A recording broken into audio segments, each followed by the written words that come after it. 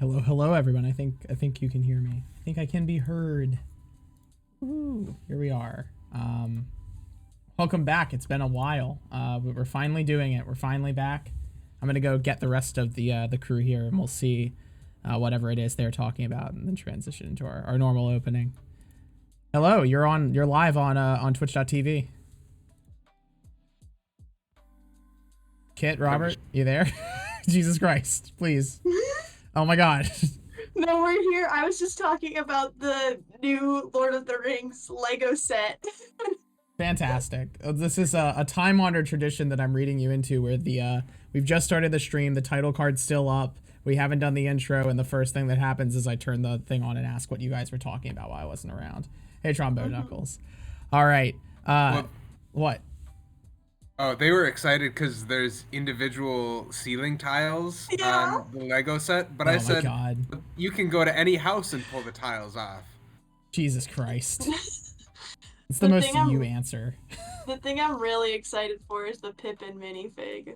He's so cute and so little. Well, we can talk more about Pippin here in a moment, but welcome to the Ludic Society, everybody. As a reminder, the Ludic Society, as with all Serious Play streams, is brought to you in partnership with the Center for 21st Century Studies, currently working on a series called Nourishing Trust, which we will be broadcasting on this very channel. Nourishing Trust is a mix of conversations about food, agriculture, and other related matters, and how maybe these sorts of things can be used to perform some sort of social good in some way, shape, or form. Last week's was on specifically looking at, I believe, using, well, it was extremely complicated. My brain is short circuit. Anyway, it's really good. It's on the channel. You can check it out. We're also brought to you by Vehemence, the wonderful ARG server. If you need a cool place to play ARGs, go check out the Ship of the Vehemence. They've got a bunch of cool games, and the moderators are great. Trombone's here. Gotta plug Trombone super hard. And with that, we're actually live on Twitch now. You can see us. So Pippin minifig is real small. Pippin minifig is really little. Really little. I love it. We do like little things in this house. It's true. What can I say? I love hobbits. Well, unfortunately, I don't know that there are any hobbits in Milwaukee. Sad. There's at least one in the form of Kit. Yeah. Hello, Sid. Don't forget about Haunchyville, though. That's in Waukesha County. So, what are you looking at here, guys? Is this Milwaukee? Is it Milwaukee? I'm not sure. It's Dead Adobe Flash. That's what it is. This is My Milwaukee today. This is the first in a series of one-shots we're going to be doing. Each as a part of moving this project away from me being the only host and into a more communal environment, we decided that each one of us three lovely co-hosts are going to be doing a one-shot for you at some point in the future. If Robert's okay with it, I'd love to tell you guys what Robert's planning at the end of the stream. So you can stick around if you want to know maybe what that is. We also have a lovely interview coming up in the next 2 weeks with Under the Surface's creator, Eve Ghost. We're just currently working out the details on that, but it's all but secured. So you can look forward to that as well. Yeah, Ludic Society isn't going anywhere. It just sometimes takes a while for us to produce right now. We'll get back to a regular schedule at some point. But today, this is My Milwaukee. Just to clarify, by the way, also, I am not showing you my research today. This is My Milwaukee is a huge part of my master's thesis and a huge part of the thing I'm working on for publication. But I'm not going into that detail today. We're going to more talk about the game in general.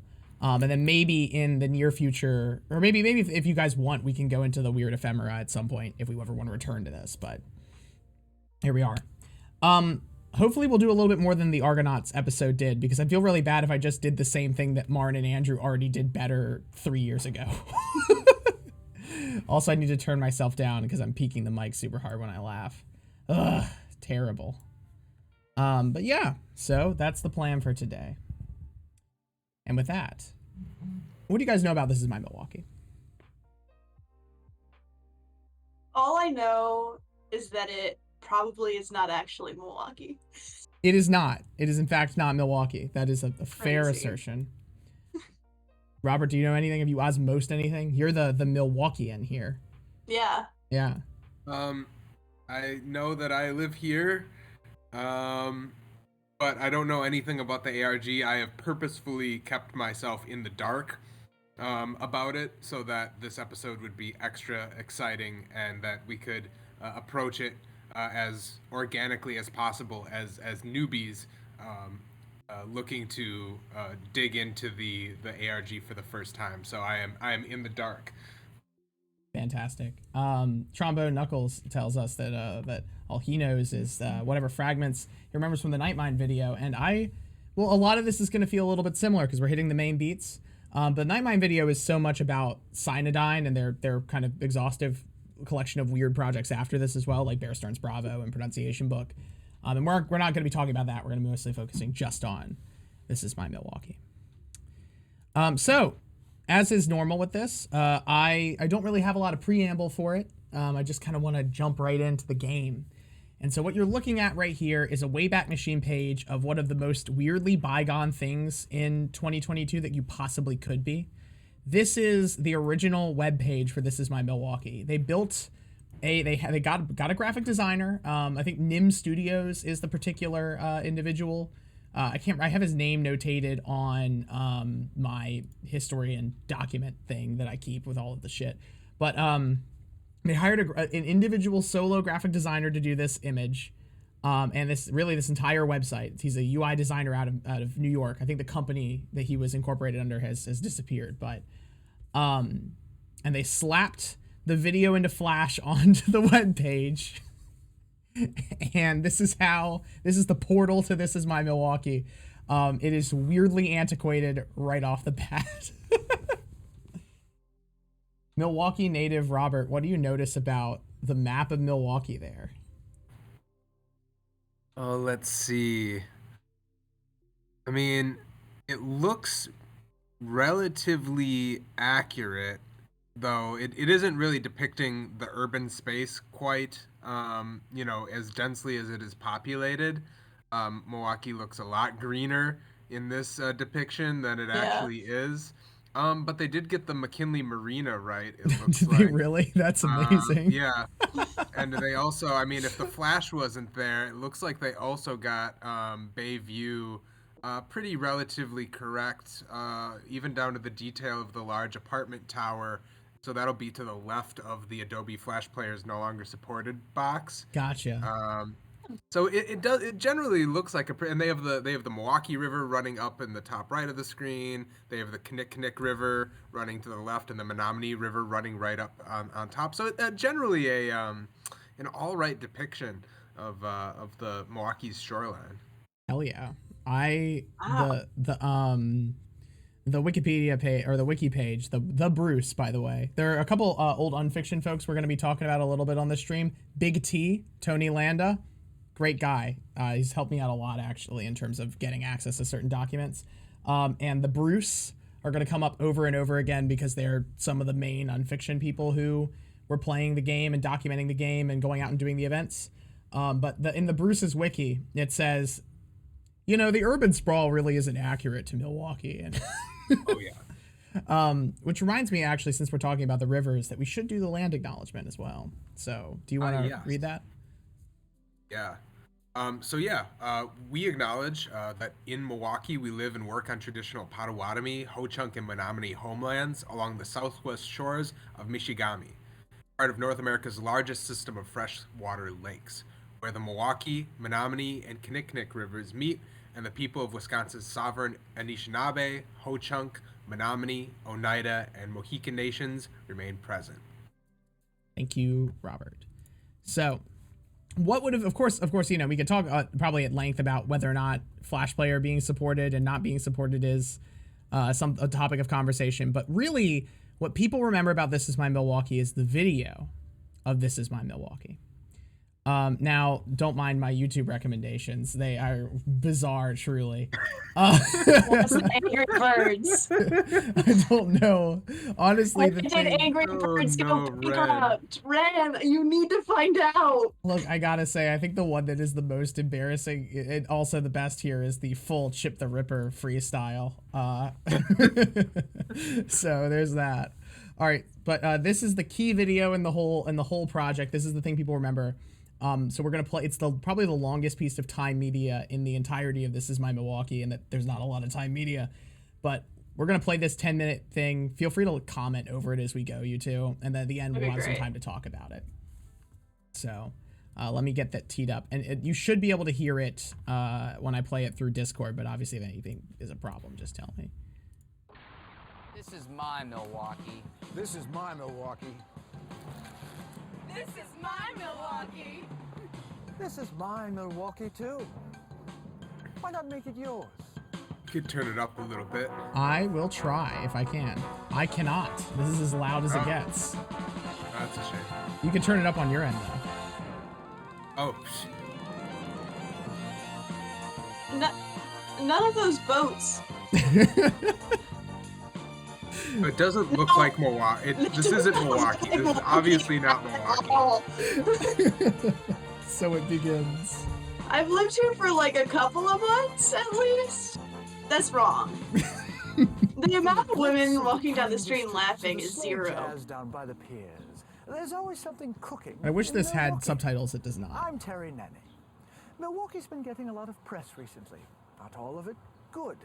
Surely you know what I'm referring to. But the story that's not Actually, before we continue, let me see if I can find a version of it that is not that has subtitles. Okay, because I do, even if they're just auto-generated. Yeah. Yeah. It does not appear to exist. I think this is the only one. Milwaukee Tool. Yeah, I think this might be the only version that we can look at. So we might just be stuck with this. Ah, well. So we might have to be quiet for it and do our commentary afterwards so that people can hear it just in case. Yeah. Sounds good. Sounds good. Yes. There's always something cooking in Milwaukee. I'm Nanny. Milwaukee's been getting a lot of press recently. Not all of it good. Surely you know what I'm referring to. But the story that's not being reported is that of a vibrant city, getting better every day.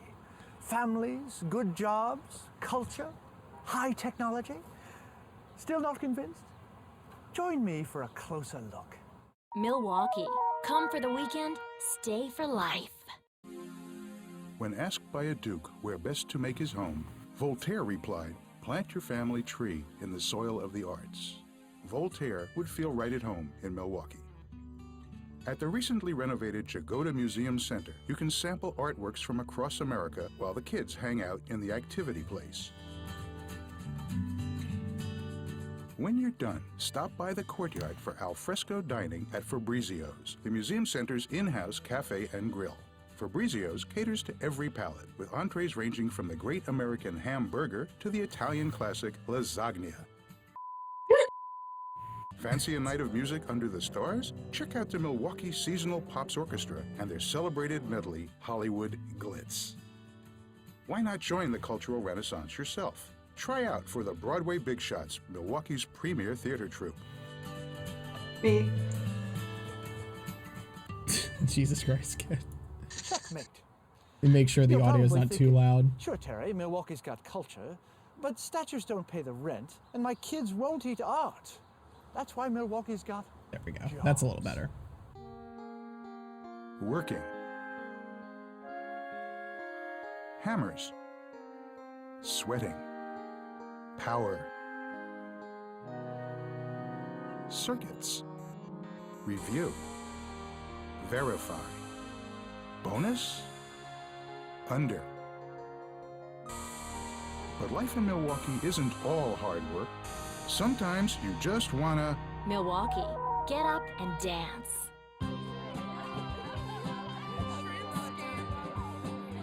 With containment and decontamination well underway, young professionals are flocking back to Milwaukee. Nightlife is thriving as though nothing ever happened. Need proof? Try getting a table at a popular downtown club. There's a hot spot for every taste, it seems. Bohemian poetry clubs, masculine sport bars, lounges for swinging couples, even oriental restaurants. So don't worry. Milwaukee's full of places to meet that special guy or gal, or if you know where to look, to have sex with things other than humans. Like the other young professionals in Milwaukee, Mark and Sally spend their days at Black Star. Was that the quittin' whistle? Time to head for the canning district.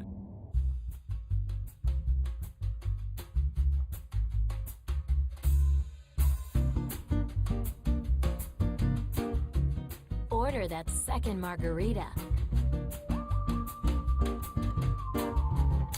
The Milwaukee Margarita substitutes vermouth for tequila. Vermouth. Now dance a little closer. The streetcar shuffle was invented in the canning district.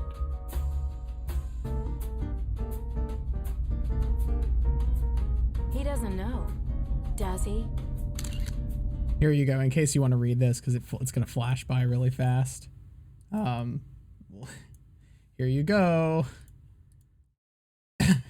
Do not remove the M rotor. Do not push up on the M rotor in an attempt to reseat during spin up or cross spin. In the event of a successful reseat, catalog leaks, real and anticipated, and jettison all affiliated personnel. Do not feel upset or confused. The reseat was successful. Just to make sure everybody's read in. You know, we need to know how our M rotors work in order to move forward in this ARG.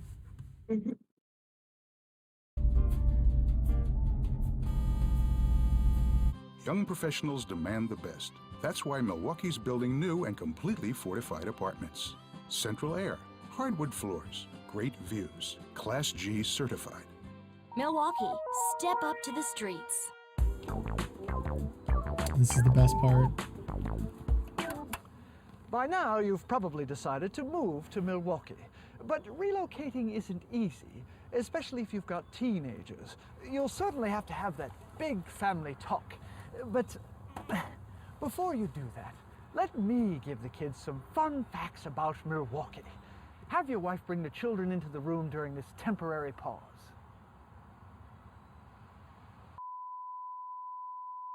Sorry, grown-ups. This section's for teens only. Kindly leave the room. Hey, teens.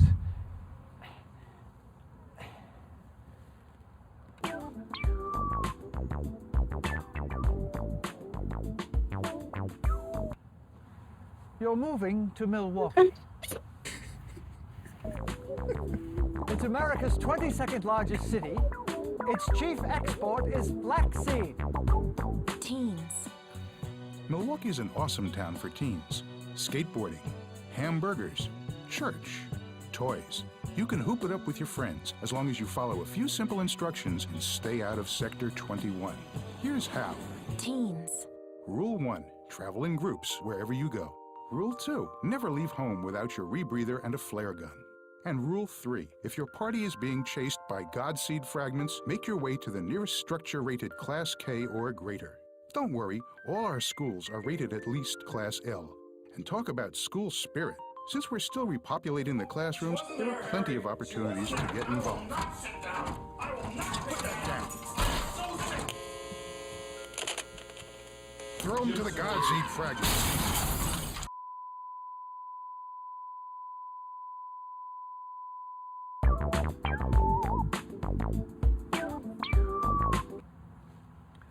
Leave the room and invite your parents back. The kids seem excited. Milwaukee, a place for staying. Take a moment to remember. Before. Weren't you proud of your town? I don't blame you for leaving when things got rough. And Black Star doesn't either. But now, it's time to rebuild. And repopulate. For the next 6 months, Black Star is giving all former residents the chance to start again, on us.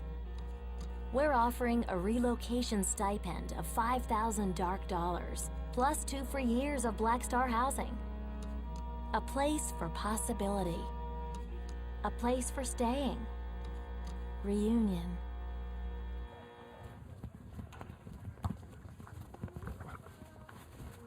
Milwaukee was filled with hope when Black Star came to town. They promised jobs, jobs for everyone. Their money fixed roads and opened hospitals. When Black Star announced Project Godseed, even the mayor didn't question it. Black Star said we needed a new god, so we began to build. We were so busy finishing the project that we didn't notice nature withering around us. We never asked to whom this new god would pray. We had to destroy Milwaukee, to save it. And the survivors buried the remnants of God's seed in a sarcophagus deep beneath the Canning district. It was their hope that this pharaoh's burial would keep him asleep for all times. No expense was spared. An emerald casket, a golden map, a forgotten weapon? But don't even think about going after the riches. The tomb is buried under thousands of tons of concrete. I don't care how many tons. If there's riches, I'll find them. I hope you're not planning to dig there, treasure hunter. Well, what's it to you? I don't believe in monsters anyway. And besides, ain't he supposed to be dead? Well, it's not that simple. You know how trees lose their leaves in winter, right? Yeah! Well, those leaves regrow in the spring, and I fear the seasons may be changing. I came to Milwaukee for adventures, not lessons. Now, are you gonna help me? Or are you gonna stand in my way? You remind me of someone, treasure hunter. Take this. Thanks, Terry. I'll buy you a hamburger when I get back from the tomb!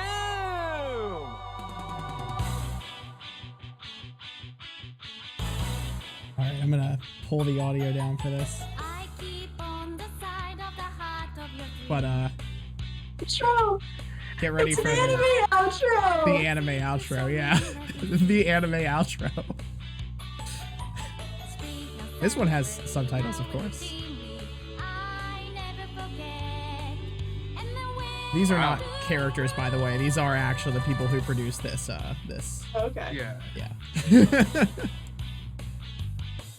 I love those women.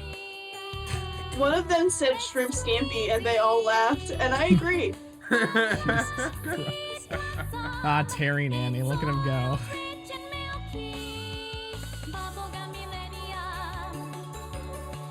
There were a few accurate aspects of the video. At the beginning, he said that Milwaukee is vibrant, growing, and diverse, which is what our politicians say every election season, so roughly every 4 years. Trying to appeal to young professionals, which is also one of our strategies for economic growth and drawing a tax base in, which has totally disappeared and failed. Found me, Terry. I thought I was toast. Let's see, and also the guy that punched the fennel, that's also accurate to Milwaukee as well. There you go. That's it. That's the video, my friends. There it is. I see we have a lot of chat comments to catch up on. Yes. Oh man, what's the white vegetable looking thing again? Well, I can tell you this, it's not flaxseed. Yeah, it's fennel. It was fennel. It's fennel? It's fennel. How do you know that off the top of your head? Because it's been less than a week since I punched my last fennel. So that's also a Milwaukee thing. I just haven't. That's a Milwaukee, yeah. There's just fennel, and you just like you grab it, and just just boom. punch it. You know, he punched it barefisted, whereas I punched my fennel with brass knuckles. I see. Fair. This makes total sense knowing you, I have to say. I'm just gonna let it run in the background of the stream with muted so that while we're talking over it. What else is there? Yes, you see all those tabs? That's all the tabs I need to run this stream. What else do we have here? Wife brings kids t-shirt. Jesus Christ. Yeah. Casual bestiality as well. Was Yes. Also, things other than, well, it could mean aliens, right? I mean, who's to say? Things other than humans. There was an implication. There was an implication. So what do we think here? Alex Sarah says the like shift from campy to creepy reminds him of analog horror, and I think that's fair. Fair. Yeah. Especially since there are a couple like things here that are specifically made to look like a 90s promotional thing when it's clearly being produced in the 2000s. Yeah, it reminds me of Too Many Cooks, kind of. It does have Too Many Cooks energy. Yeah. But yeah, I mean, what do you guys think? I imagine that there's a lot to say about the subtext of the piece, and it's truly bizarre, like the Dark Dollars stuff, right? Or Black Star just in general. Yeah. The worker with his arms up stance. Yes, the power stance. The power stance. That will be plot relevant later, as it turns out. Wait, really? Oh yeah, definitely. I love that. Well, I mean, it does sound like a typical scheme undertaken by the city fathers to try and revive Milwaukee's dead industry of inviting a sketchy corporation to town to invent a new god. Yeah. You know, I mean, something that's implied there is that the manufacturing in Milwaukee has all but died. You know, and that's true. Milwaukee is a former manufacturing center, but now in an age of post-Fordist capitalism, all of those jobs and everything associated with that has been emptied out. And so there have been schemes going on for years to invite sketchy corporations in to bring back some of that, some of those jobs and some of that. So it's not surprising to me at all. I mean, this could be real for all intents and purposes of the local political leaders inviting a black star in to amazing. invent a new god, a new economic god. Yeah. It's kind of interesting that you feel it's that accurate because Thomas Bender and I think Jason Basilica, I'd have to go check, are on record in interviews saying we picked Milwaukee for this project because we didn't know fuck all about it and it had a cool name. Yeah. Which is, I think, remarkable. The footage, by the way, is all from New York. Yeah. Yeah, oh, that obviously. is super, super not. Not even close to Milwaukee. Nowhere close to Milwaukee. It's just not even. Yeah. Look, there's flower pots. There's public flower pots. That doesn't happen. Well, it does. There's one public flower pot I know of, and they plant sunflowers in it, but that's only the one that I know. One in the whole city. Here's where Yeah. we're at. It's got sunflowers in it. NYC, the Vancouver of Milwaukee. No, I mean there's so much going on that it's really when I played this again and watched it, I was like, we could talk about this for a whole hour, right? Because it presents a very particular image of capitalism in 2008, which feels a little prescient, which is, again, remarkable because what would Cyanodyne go on to do? They go on to make Bear Stearns Bravo, which was an attempt to make an ARG out of the 2008 housing crisis in 2012, which turned out to be just a little too soon. But this, it feels like there's a lot of like little underpinnings of, again, you have like company script, you have the implication that that's what people are getting paid, the tourism industry somehow linking directly into the corporation. Yeah. And that's not even talking about all the game elements, which I'm sure you guys noticed a few things that just don't make any fucking sense, no matter how you try to square them. Yeah, there's also this like all-American aspect to it with the continual mention of the hamburger. The hamburger. Yeah, the hamburger, which paints like this really specific kind of image. It's almost like the Midwest, you know? Yeah. Where it's very like the Midwest, like from my experience of the Midwest, it's very American and very proud of it and very hamburger and lasagna. And wife bring kids, which also and feels very like wife bring kids, very adults can only leave, but very nuclear family Midwest. But yeah. There's a what was I thinking? There's a what's fascinating about again bringing Cyanodyne's work into this. The thing that they do before this is a movie that I don't know how you would even see it anymore, called Hopestum, about a Midwestern town where there's a church that is also kind of Wiccan in a sense. So they have specific experience writing documentary about small Midwest towns. And so one wonders if some of that Pan-America feel comes out of that particular experience. Well, because I mean, the guy at the end with the shovel had a very specific accent to me, but I could not tell at all where it was from. So I was like, is that what Midwesterners sound like to other people? Is that what we sound like?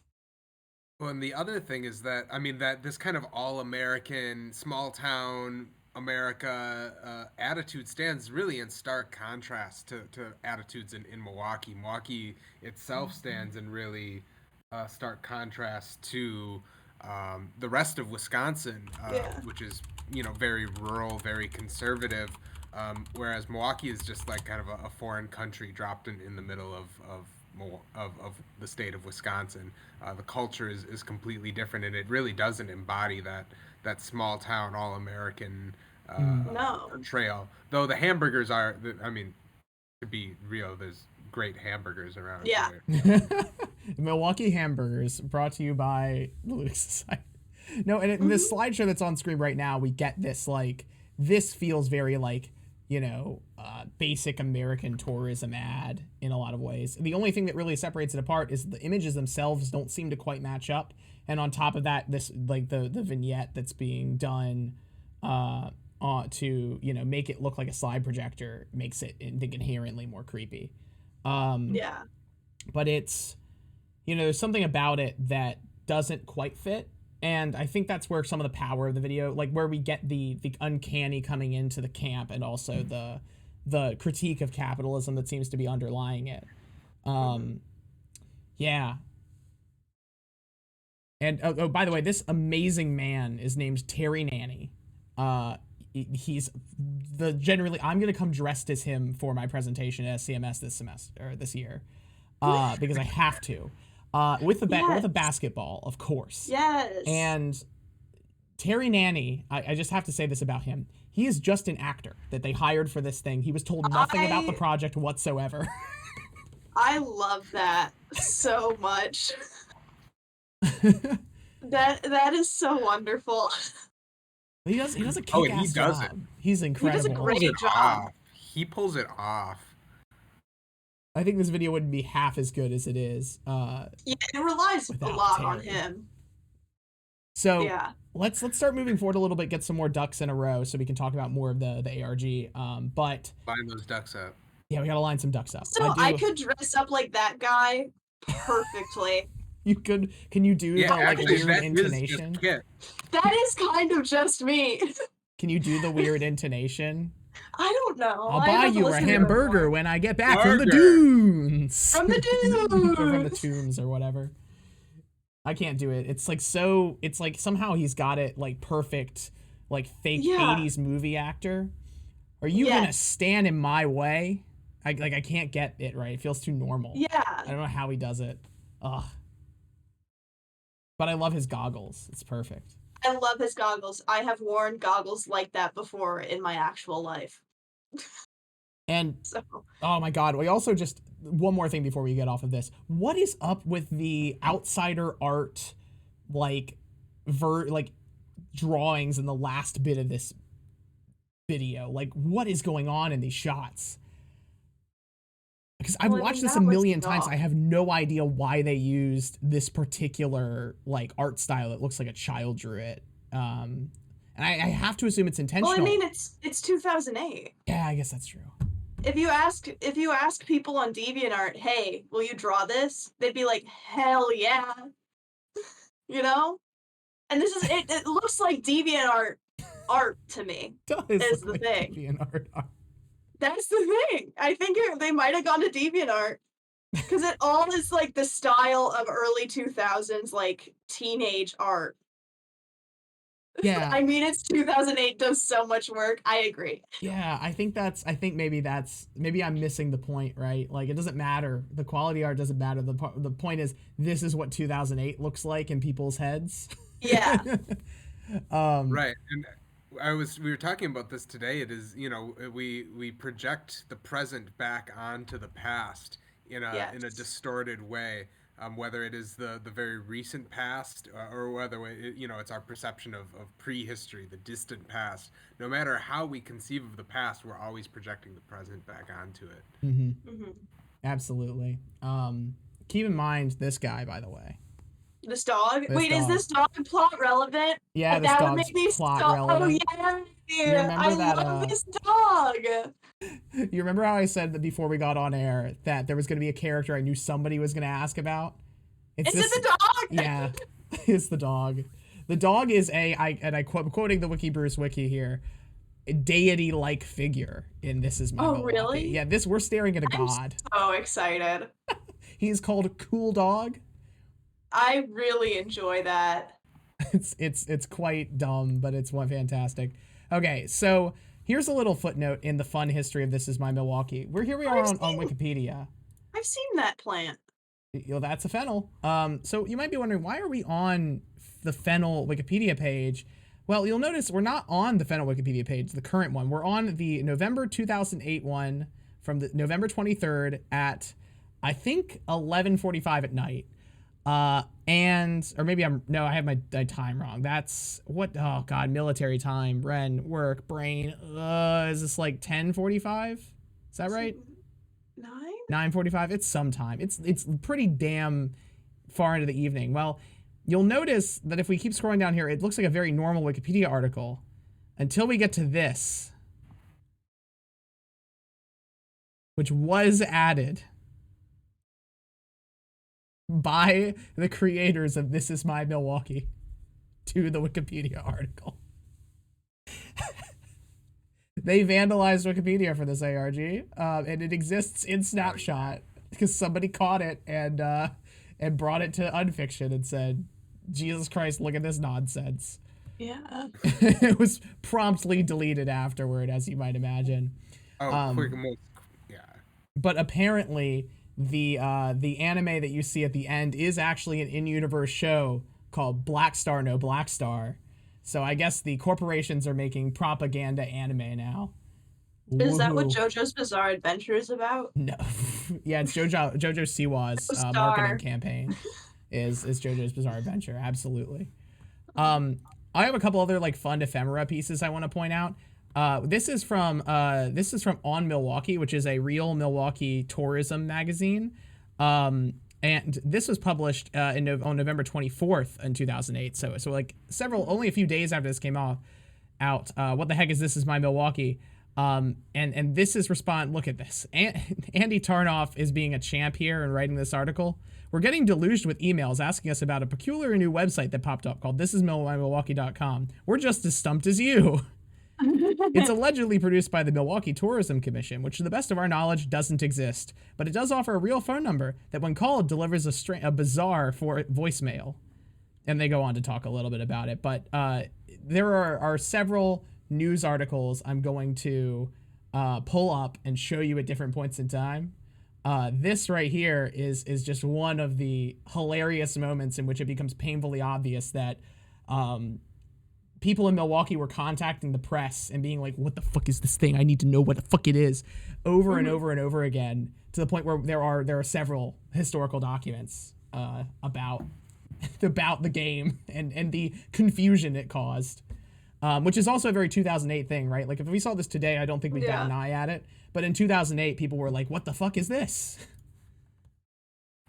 So I want to pull that up. And then what we're going to get to next is an interesting little thing. And that is, so they updated the website, Cyanodyne updated the website slightly after This Is My Milwaukee released. I have a specific timeline here, so let me pull the date for you. This gets updated on the 24th as well, which is only 3 days after the initial post, with a HTML comment that has the title of this particular video in it. And so this is the puzzle that I was talking about that we can try and solve if you'd like, although it's not necessary. So I'll play that for you now. And I don't know how loud it's going to be, so we'll figure that out. This is the original YouTube account as well, where the original YouTube account for This Is My Milwaukee no longer hosts This is My Milwaukee video. This one still hosts its original video.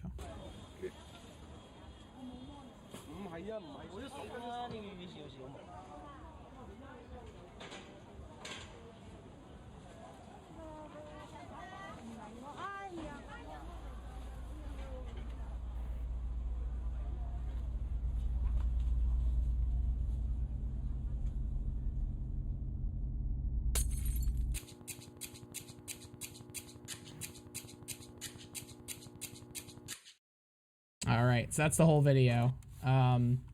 You may notice that it is substantially different in tone than the tourism video, and yet is again the second linkage in the chain. So what do you think?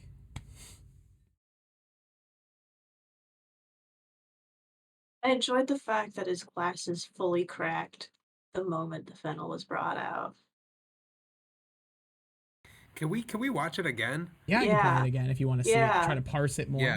Yeah, it's 30 seconds. So I need to. Yeah, please. yeah, you got it.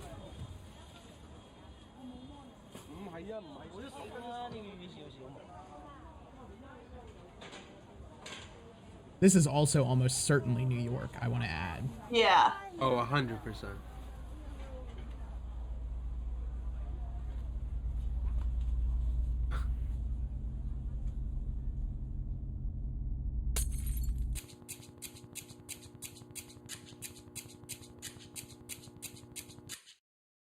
It's doing a weird thing in my ears. It's a very good sound. I like it a lot. So, thoughts here? Wait, do you guys not hear when it's flashing the camera, like the shutter, but there's also like a pulse? Mm-hmm. Okay. You're I right. just wanted to make sure yeah. There's like a droning note, and then you get the shutter. And then there's also, but yeah, there's also a pulse there of like a. It feels kind of like electricity. Mm-hmm. Yeah, absolutely. It's really good sound design. So if you're wondering like what's going on in this video, I'll break it down to the best of my ability. There appears to be someone, like a person or something, tracking one of these people who appeared in the previous video, right? Or maybe it's the same guy. Who's to say at this stage? It looks like Power Guy, yeah. And he's carrying a case that has a fennel bulb drawn on it, but it looks strangely like a heart. Yeah. And then somebody holds a fennel bulb up to him. It pops, and then we get that set of characters, right? Yeah. I think one of the things that struck me about this when I first watched it is it almost feels like we've transitioned into the world of horror from the sound design. Yeah. Mm-hmm. Which feels completely at odds with what we've... Again, this is the second thing. Mm-hmm.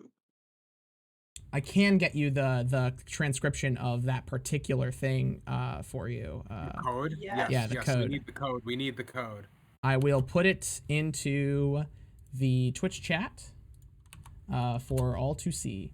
But here I'll just speak it to you. It's R-RMRRAI 3.AT3 or A23. And you may look at this and go, well, what the fuck am I looking at? Any initial? There is somebody actually here visually who should be able to immediately identify perhaps what we're dealing with, I think. I'm putting Kid on the spot.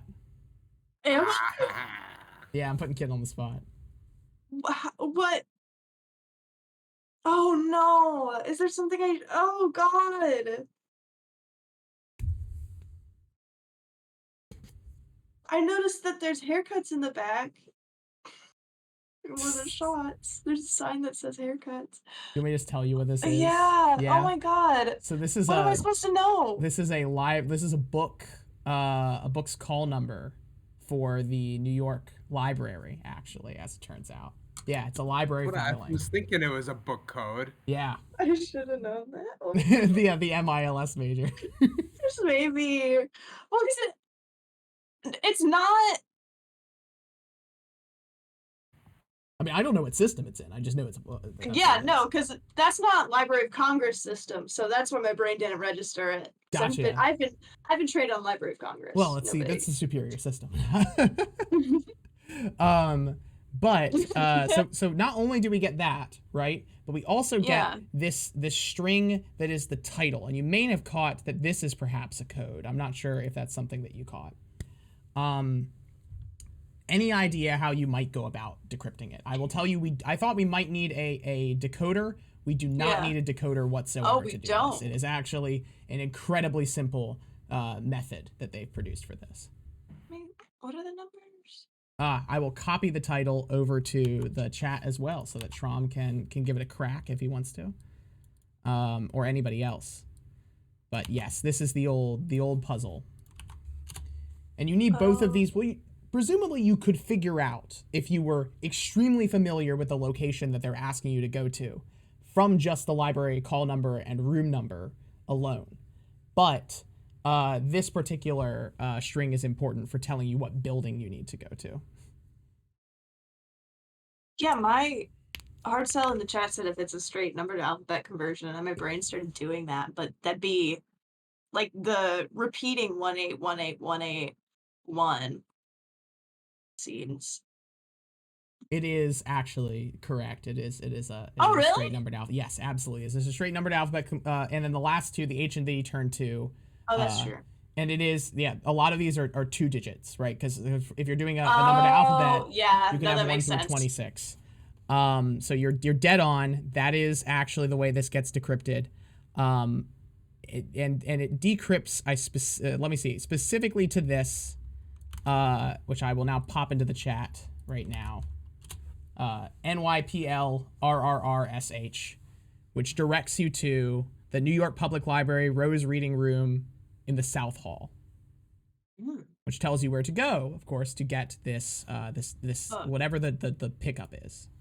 So, with that out of the way, luckily, thank you again, Big T on Unfiction, Tony Landa, we have the video of him going and getting the object. So I will play that for you now. You can now actually watch the person who went to go get the dead drop. Now, one of the things you may notice is a little bit weird in this video is that Tony brings a lunchbox with a fennel bulb taped to it. This is because at the time they thought that maybe they were going to be meeting somebody here, and if that was the case, then they needed to have the box like the guy has in the video. You have to do the fennel handoff.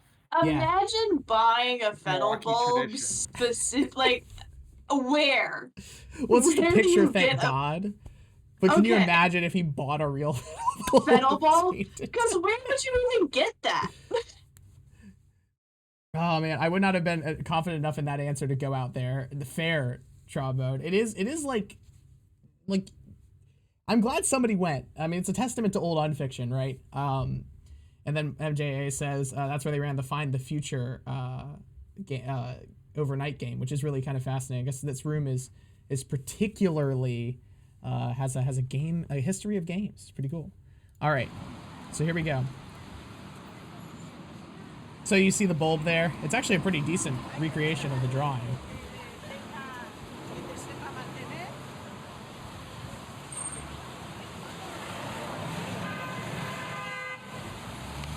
It's kind of interesting to me just on premise that these videos get integrated into the way that we read the text of an ARG, right? In a lot of ways, I feel this adds a lot to the previous video in terms of the aesthetic that we're dealing with. And we're also just lucky to have these recordings for the sake of understanding how this game is played.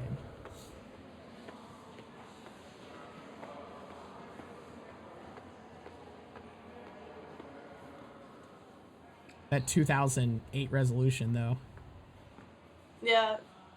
I was about to say, it kind of feels like Marble Hornets with the semi-shitty resolution and hiding a camera in public. Yeah.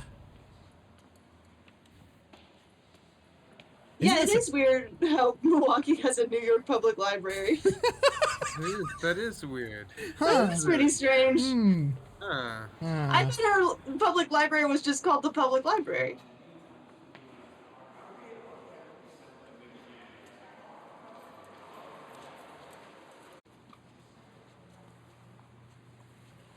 So it's really funny. We were talking about, I can't say too much about the ARG that we're making, but I will say it's funny that we were having a conversation the other day about hiding things in books, and here we are. Yeah. Yeah. I need to go to this library. I know, it's very pretty, isn't it? It's such a nice place. One of the things, I mean, even as it's cut together just to be 3.5 minutes long, you can really get a sense of the scale of the building in terms of how long it feels like he has to go between all these places. Well, because this, like, these rooms all feel incredibly like like when you imagine a library. Mm-hmm. Like in movies, it's like huge reading rooms with tables all in the middle with the bank lamps. Like, that's very much what you picture. Mm-hmm. Especially like these bound periodicals.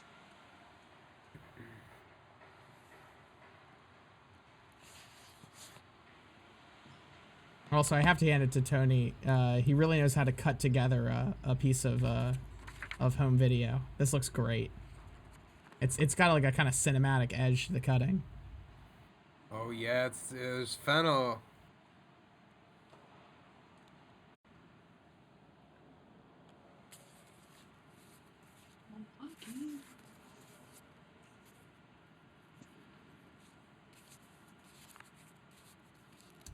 So, interesting little tidbit here as well. You may like any idea why they'll leave this well, for in the book note is there as well? Oh, it's probably because they checked it out and then just put it back. And then if you return it, then that checks it back in. Oh, that was not the question you asked at all.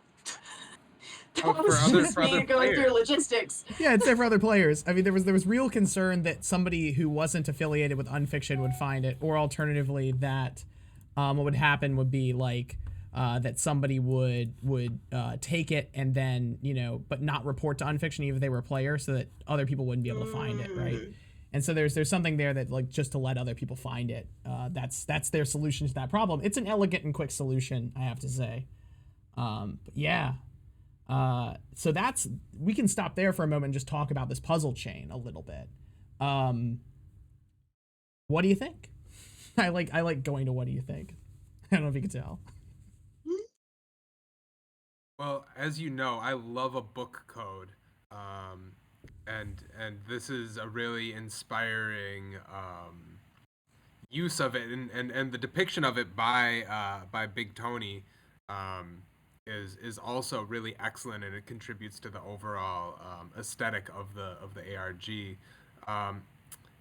So what was the I didn't quite get. So there was something about Milwaukee in the book. I think it was just I saying did not something about see its that, location. actually. Let me check. Yeah, wait. When he opens the book up, he zooms in on the text right there, which is Milwaukee. Yes, let me see if I can get it to. I think it might have been earlier. Now here it is. Oh wait, no, yeah, there it it's is. right here. And he gets the phone number. So the phone number is also worth noting. One of the things that we are not covering. 414. Yeah, there it is. Yeah, Subscription and Milwaukee. travel. Yeah, look at that. Look at that. Fascinating. So it's on a page of a thing specifically about Milwaukee. That's really good attention to detail on the part of the game makers. Mm-hmm. So the phone number actually is like very game relevant, right? But like part of what's going on there is that you may remember on the initial website there was a phone number and an email for the Milwaukee Tourism Commission. You could call that number, and there are, the Wiki Bruce Wiki has just a stupid amount of recorded text messages, phone calls, and emails from these people. They must have had somebody on the line 24/7 for several days. Just the sheer volume of interaction is insane. And so actually a lot of the world building gets done in these moments for what's going on in the world of This Is My Milwaukee comes from a lot of those communications. So getting another phone number would have seemed, I think, like another pretty major narrative reward. Since again, the phone number and phone conversations were how they were getting a lot of the information to play the game. Mm-hmm. Yeah. Again, I this is something I specifically had to cut out because we're trying to do this in one day. But if we had multiple episodes to go through this, we would go through all of these messages and talk about the sheer volume of them. Yeah. But it is I think the assessment that it is adding to the game in a really aesthetics and really interesting ways. The scale of the library and the idea that a library of this scale exists within the Milwaukee, the fictional Milwaukee, is also really fascinating. Yeah. Yeah. Well, just 'cause it's so much space. Mm-hmm. It's so much space in something that feels like it's a post-apocalypse, which that blending of the real and the unreal is it's just, oh man. Again, This Is My Milwaukee is such an interesting case study, in part because it's a dumpster fire, and also because there's so much good shit, and this is just one more of those things where it's like this is some good shit. Yeah. So we're gonna push forward a little bit more. So this is really interesting, right?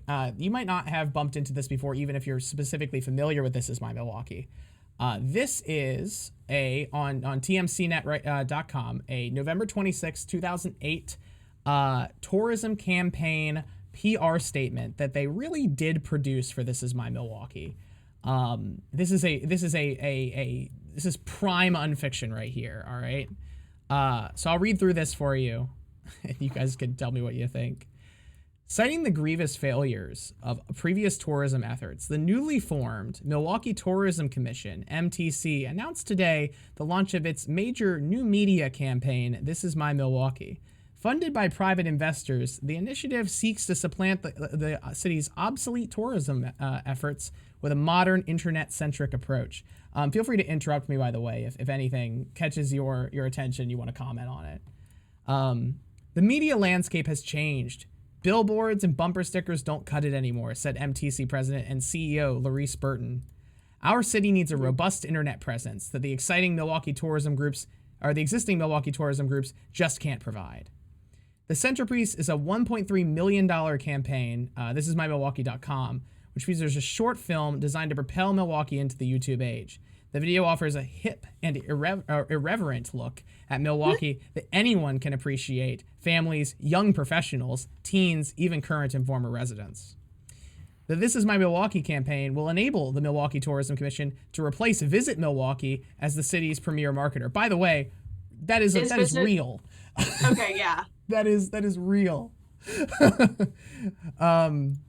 Visit Milwaukee, formerly known as the Greater Milwaukee Convention and Visitors Bureau, was founded in 1967. Visit Milwaukee has been bogged down in red tape since the beginning, said Mike Russo. Keep track of that name. He's going to come back up. Vice President of Development at MTC. Because they're beholden to City Hall, they don't have the independence required to run a good campaign. The numbers don't lie. Visit Milwaukee has failed. Mike can be pretty hard on Visit, but it's true our city needs a new approach, said Michael Lewis. That's the other Michael you should pay attention to. There's Mike and Michael. They're both very important. Communications director at the MTC. This Is My Milwaukee is the kind of campaign that gets noticed today. If you don't understand new media, you don't stand a chance. The Milwaukee Tourism Commission intends to build thisismymilwaukee.com into an internet content destination. As the campaign develops, users will flock to the site, watch videos, make profiles, check sports scores, and chat about all things Milwaukee. This video is the first wave for This Is My Milwaukee, said Burton. We're working hard to rebuild the city. About the Milwaukee Tourism Commission. The Milwaukee Tourism Commission was founded in 2007 by entrepreneur Larice Burton with support from private investors. The commission seeks to revitalize the city of Milwaukee through innovative multimedia operations. Its ongoing projects include This Is My Milwaukee Tourism Campaign, a teen leadership summit, and a Champion Dynasty Fund to support the production of Milwaukee and Midwestern films. More contact information.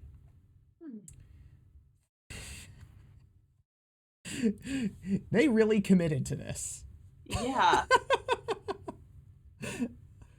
I mean, calling out actual Milwaukee businesses is... And they're not wrong about Visit Milwaukee. I mean, that's maybe what's crazy about it. No, it kind of sucks. You know? I mean, really, the appealing, the tourist appeal of Milwaukee is very, very scant. It's mostly shopping excursions for suburbanites who have long ago fled to Waukesha and Brookfield and Menominee Falls and Germantown. Germantown. New Berlin, Greenfield. I can't keep naming names. I won't sit here and name all the suburbs of Milwaukee that came out of white flight, but what I will say is that the tourism operations, the draw to get people to come to Milwaukee is to try and build this little miniature setup downtown and in the third ward, and have like a shopping district and a fancy food district, and they even have a little streetcar, which is also something that came up in the original video. The streetcar. We have this little useless Germantown streetcar that runs in a little I got family in circle, Germantown. And everybody comes in. It's like, oh, they've got a streetcar. Oh, look at all these cute restaurants. Yeah. It's like, yes, the city has poured all of its money into this downtown Into one project streetcar. to draw tourists in from the suburbs, and it doesn't actually benefit most of the people in Milwaukee. It is literally just PR. All that is PR dissolves into air. The streetcar is named the Hop. Yeah, as in, yeah. Well, it's As Bruce in, City. Hop on the street. Oh, I thought hop on the streetcar. It's hop on the streetcar, but it's also hop as in the hop, as in the thing that you use to make beer. Oh. Because beer is one of the big draws here. There's a lot of like Yeah. brewery, like It's a very brewery hipster heavy. breweries. Yeah, hipster breweries and all that shit. Mm-hmm. You may also note that we're like 5 days into this, and there's so much, and I cannot tell you how far that's gonna petal off in 4 months' time in this game. It just goes right down. But here's the thing, and I think this is again really fascinating in terms of talking about this as a cultural critique. How does the Milwaukee Tourism Commission pretend to fix the problem? Privatization. Yeah. Which is, because they're not mired in the red tape of City Hall. They can do whatever they want as long as the investors are backing it. And that's what Milwaukee needs. Mm-hmm. You seem in pain from that statement. But I think it's fascinating, right? Like, it's again another push into this, like, okay, the underbelly of this is the government has failed, so the corporations have stepped in. Although one has to wonder why Visit Milwaukee still exists after the city gets destroyed, enough for them to make a comment on it. And I think they're playing fast and loose with the boundaries of the ARG and kind of that sense of canonicity that we reach for. Yeah. And it makes for a much more hilarious cultural critique. So what's there to say? So you might be asking, well, what's next? And the answer is complicated, I might add, from this point on. But it's going to get even better, if I dare say so myself. So what happens here is that people start reaching out so between the 26th and December 2nd, players start reaching out to that phone number as well as other people at the MTC and kind of asking them. At some point, a tourism pamphlet gets mentioned. And suddenly now everybody's like, well, you should send us this tourism pamphlet, right? Because they assume it's going to have really, really important information in it. And so we do actually get the tourism pamphlet. It comes out on December 2nd. And I want to just read a couple of the messages that appear around the tourism pamphlet because I think it sets it up really well. And that is, here's the conversation of emails sent to everybody who'd signed up for the email list, by the way. Back and forth from Michael Lewis and Mike Russo, the two characters I told you to check out for. So Michael Lewis says, "This is my Milwaukee information booklet. Hi, friends." And I'm just reading this, but let me pull it up actually on the, it's one of the links I don't have in my list of links for today, but I can quickly just pull it up. So here we are on the Wiki Bruce Wiki. So here we are. Hi, friends. All of you have recently expressed interest in Milwaukee. We're happy to be able to provide you with all the more details about relocating to our revitalized, nearly entirely decontaminated city. Just follow this link to the online scan of our informational booklet. Our phone lines are back open after the holiday weekend. We look forward to answering any questions that may still linger in your minds. And of course, please forward this email to any friends or acquaintances who might be looking for a change. Now, one more note on the phone lines. When you called into the phone lines for the game, the goal was to role play out enough of the world to convince them to give you more information. And so a lot of these phone calls are people being like, I'm being chased by God's seed fragments. What do I do? And then the people on the other end are like, dear God, man, get into a fucking K-class structure right now. Get your flare gun out. It's just remarkably fun. At some point during this time, Mike or Michael, one of the two, gets attacked by God seed fragments, disappears for a couple of days, and comes back with a broken leg. So like things are going on while we're just looking at the major beats, and a lot of it's again happening in these phone calls. But I accidentally clicked on the MTC thing. So here we go. So our phone lines are back up. Send this to your friends. Michael, this is from Mike Rousseau. Unsend your last email immediately. The proof it links to was not cleared for release. Mike, what do you mean unsend? You can't unsend emails. Also, what do you mean this wasn't approved? Michael, if you can't unsend the email, then take down the Flickr immediately. Blackstar doesn't want this going out yet. Mike, I don't have the Flickr password. Walter put these up a week ago. Walter isn't answering his phone, and Joey said he's not in the office. Michael, you have to take these down now. Larice Burton, please stop reply all to whole company mics. Also, is this released? Who did this? Sent from BlackBerry. Mike Rousseau, Michael, is this an internal email? As it turns out, it is not an internal email.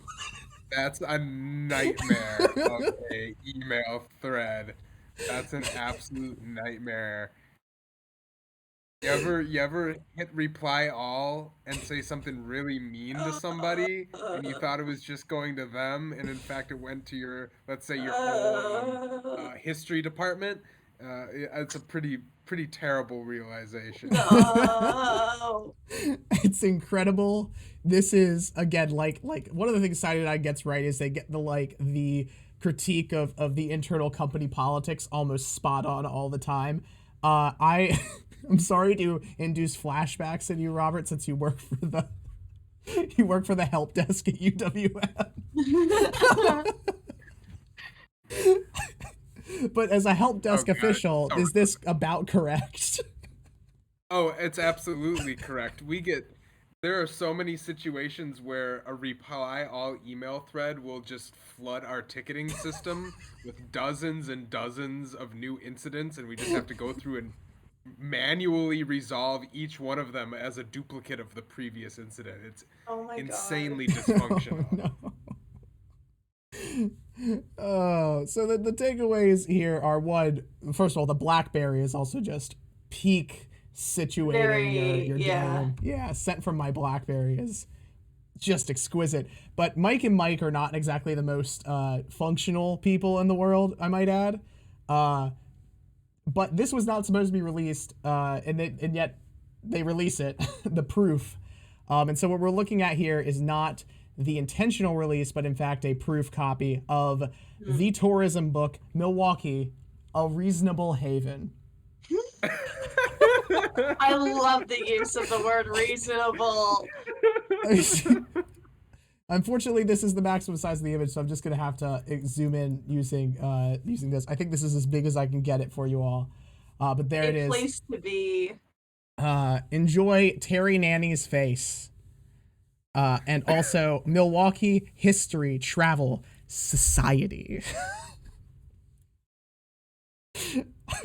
It's truly gorgeous. My God. I want a copy, honestly. I know. If there are print copies that exist, please sign a die and send it to my inbox. I need it. It's so If you're watching this, sign it on, please. Send me a copy, Jesus Christ. I hope when I graduate with my PhD, I hope that like my graduation gift is a fake physical copy of Milwaukee, A Reasonable Haven. I think that would be the best. So we don't have, unfortunately, all of the pages of Milwaukee, A Reasonable Haven, but we have a good deal of them here to look at. And I kind of just want to go page by page through this amazing book and just talk about it with you all. So we have here first the basic dark dollar arrangements. Which are somehow a form of communication, I suppose. You have start, good morning, school day, almost right, second gear, and new feeling, which I mean are all things that I've wondered how I should say to other people, using dark dollars, which I'll remind you are basically company script. And then we get important dates here, so we get a bit of a timeline. Voltaire is activated in DOR 300. Which, obviously makes perfect sense. The Declaration of Independence happens in DOR 250. Debussy wins the Prix de Rome in DOR 123. The birth of Cool, presumably Cool Dog, happens in DOR 57. And I then the thought it was fall my of the birthday. Berlin Wall happens in the DOR 18, followed by the Black Star merger in DOR 4. And then after that, we get the TRO, which we understand to be the Troubles, a different notation of time, which is TRO 0, Ethra killed in Priorian siege, Mayor's League founded. So apparently there's some sort of Mayor's League for cities. Of baseball. Perhaps it is a baseball. There's also a Duluth Decatur. What? Decatur Decatur. is a place. Yeah, But Duluth. those are, I think those are both Minnesota. Yeah, well, a trade route it appears. There's a Black Star merger in Act 5, and then the Wichita connection happens, whatever the fuck that is, in Act 9. So these are the events that are important to the world of This Is My Milwaukee. Yeah.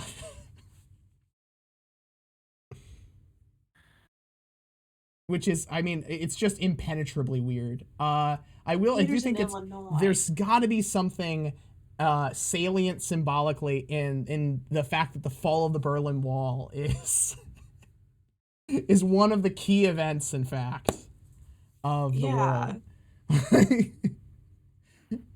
No, that's super interesting. There is a Duluth in Minnesota. Okay, great.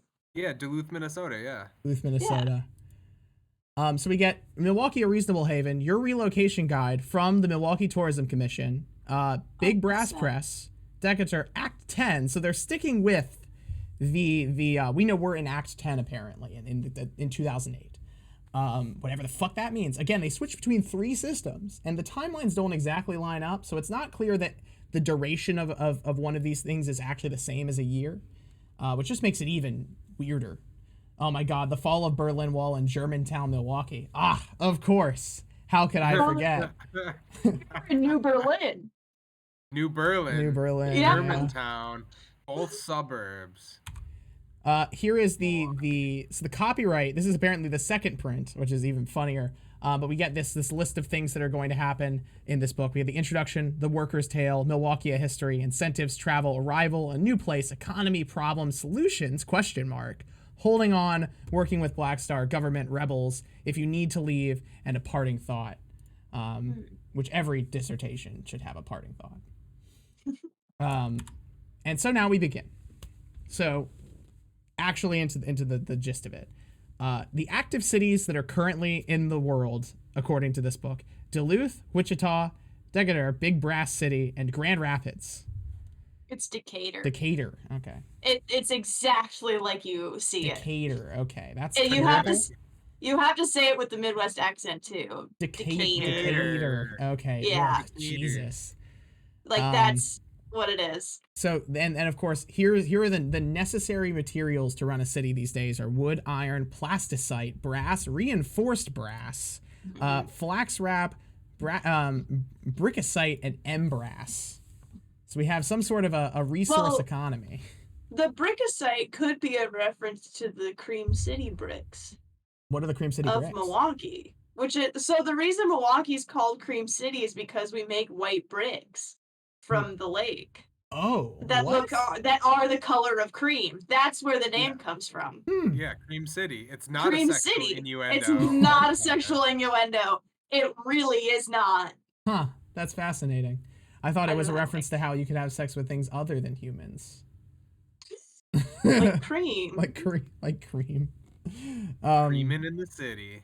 Exactly. So here we are, the beginnings of the actual introduction. Settlers have always taken risks to get rewards. Open land, new animals, adventures, and sights. Now you're a settler. No one said it would be easy, but you've already passed the hardest part, realizing you deserve a better life. Now comes the second hardest part, defending yourself from many Godseed fragments you'll encounter in the desert. But just think of how you'll feel when you step through Milwaukee's East Gate, a new home, steady job, improving infrastructure, avoiding rebels, no unreasonable taxation. Again, interesting note. Continued Godseed fragment attacks. What are you waiting for, settler? We're excited to meet you. Do not enter through the North Gate. Anna Tate Mellon, Mayor. So, no unreasonable tax city, obviously. Taxation, rather. I said tax city. Tax city, wow. And we also get this Pan-American, almost Manifest Destiny vibe. Yeah. You have to cross the desert, which, like, I'm sorry, a desert in Wisconsin?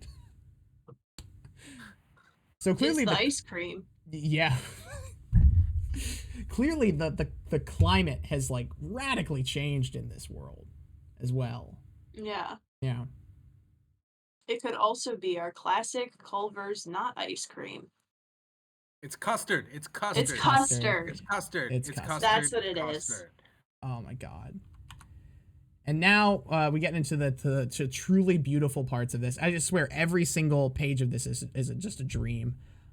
So we'll come back to the worker's tale. For now, that'll be the last thing we do. And there's a reason for that. It's because it's where we need to go next. But let's skip over to Milwaukee, a history. We all remember the 300 Troubles, and everyone knows about Black Star's Revel. But what was Milwaukee like before that? And you see dormant era, dinosaurs, man, living in peace. And then a few notes you may not be able to read as well. Illustration too much. This is from Mike, and then or this is from Michael, and then Mike says, "Michael, please." Or rather, sorry, Michael. These were commissioned at great expense. They are staying in. I mean, it looks like a really basic drawing of Moses. Like Moses and the really, dinosaurs. yeah. Move over Mandela catalog. I got your this- religious imagery right here. This feels very much like something I would have seen at my Catholic school. Oh growing up, boy. you know, With the like- Velociraptor, or sorry, with the Triceratops and like religious figures hanging out with dinosaurs, oh god. like 100%. I love that the implication is that there were just priests running around with the dinosaurs. Oh no, not priests. Just guys in robes. Just guys in robes. My bad. What do I know about who iconography? had biblical names. Yeah. We will never invent a time machine that travels under the sea. This is page 8 now. The dinosaur viceroy was given to such statements. I love the dinosaur viceroy. Magnetism also played a role with a weird accent for some reason. By door 200, the use of turbines was well established. It was a technology man would soon steal, and with the replication of the compass in 180, the playing field was finally level. So I suppose there are sentient dinosaurs now. I really enjoy I suppose that. dinosaurs were sentient, but there are intelligent, I guess sapient is the word, right? I don't know. Yeah. Let my Minnesotans go. Incentives. Moving to Milwaukee is more than a fun adventure. It's money in the bank. Here's a sampling of what the successful traveler stands to gain by just relocating. So for an adult, you get a gender-specific rebreather. Rebreathers are gendered, I suppose. And 1,000 dark dollars, as well as seasonal employment opportunities at Fabrizio's. Which is, again, just to deal with this. Seasonal employment opportunities. You move, and the opportunities are in fact seasonal. Yeah. Ain't that just the way? It's, again, like I said, every bit of this is just remarkable. Teens get a teen-specific rebreather and a skateboard, vastly less dark dollars, and a teen dinner time coupon booklet. Because teens are really into coupons. Just a couple, not to read through all of these, we'll just kind of grab the rest of these. There's a gift basket for former residents. You do get housing for but only 2 years of housing, guaranteed housing. I really enjoyed Fabrizio's sort of slang given to the poly-skilled. Yeah. What does it mean to be poly-skilled? Who's to say? But you get a luncheon with Terry Nanny, and that I think is worth it. A triple threat. A triple threat. Yeah. Poly-skilled. Hell yeah. So does that make you poly-skilled?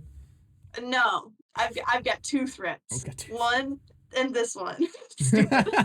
Doesn't match. If you're power class 40 plus, you get a personal luncheon with the mayor, the Black Star Sword of Slaying, and a franchising opportunity with Fabrizio's, apparently. Mm. And then the other thing that's hilarious, the special one gives you a hyperboard, a big key, and then Fabrizio's airship lifetime pass. So I guess Fabrizio's has an airship. Is the ripped page? Was the Hardcell asks, "Is this just ANCAP?" Oh no, is this anarcho-capitalism? That's the question. Oh God, I hope not. I think we really have to ask that question. Also, there's a note here: why are we allowing Fabrizios? And then kind of goes on. So while no one can be sure, it seems certain that man's freedom from the dinosaurs coincided with the advent of the Brass Age. Which brings us to doors 27 through 18, Me Decade, or with the so-called Ultimate Warrior's Refusal. well, because I think a page was ripped out. Yes, it was. And then we skipped to page. We are on page 11. We skipped to page 16. Yeah. While you can wait, you can fill. While you wait, you can fill out your city registration forms. Stay away from unlicensed spas in the outer sectors. You've traveled too far to undergo cleansing in the back room of the parlor. Feeling right again? Stop at the MTC office one last time before heading back to your housing complex. We'll show you a short slideshow introducing Milwaukee customs and culture. If you're a teen or are coming from Wichita, ask to see the special video. Mike's Are We Still Doing This? All caps. Made just for you. Also, if you're skilled or poly-skilled, a registrar will add you to the Black Star book. Now you're a current resident. And Michael says, not sure, Mike's territory. And then Mike says, the Rose, at the moment, disregard, I think it says disregard with our Wichita stance. So who's to say? And then a new place, current residents may have many unpleasant responsibilities if you're skilled or poly-skilled. You'll wish to, you've never been added to the Black Star book. But just as we bury family trees, we must also keep our dreams underground until the proper time. Without a doubt, Milwaukee living is marginally less grim than it was during the Troubles. When things get bad, you can always blow off some steam at Antoinette's, the famous Bleecker Street card room. Listen to slow jazz waft in from the piers as you roll some bones. And then all caps from Larice. What's this mean? What does this mean? Incredible. Secure in the knowledge that life may improve. And then Michael says, Larice, see me. And then new responsibilities. Let's talk about the creep, best known as the punchline of a joke. What's the only thing God Sea fragments won't destroy and consume? The creep demands, and then cut. So, roll some bones is pretty good. This is just, yeah. Oh boy. Problems. Why regard as an absolutely terrible idea due to the difficulties of reseeding, to say nothing of the sheer level of chthonic energy produced by the rotor coil. But all of that is lollipops and pork chops compared to the threat of an M collapse. This little spoken of contingency becomes a likelihood during superspin commonality with at least 80% of active rotors in the metropolitan area. The data tables tell more grim than words dare, and you may immediately notice that this looks like it could be some kind of puzzle. And it is, although the solution to this part was figured out, and it kind of just ended up going nowhere because of how the ARG wrapped up. So we're just going to leave this be, although it is a puzzle that can be solved. And then we get solutions. Enough of the problems. Let's talk about plausible solutions. Learn a new skill. You can pick up a few extra dark dollars if you learn baking archery or dark archery. I assume dark archery is when you tell someone you're going to perform archery and then you just pull out a Barrett 50 cal.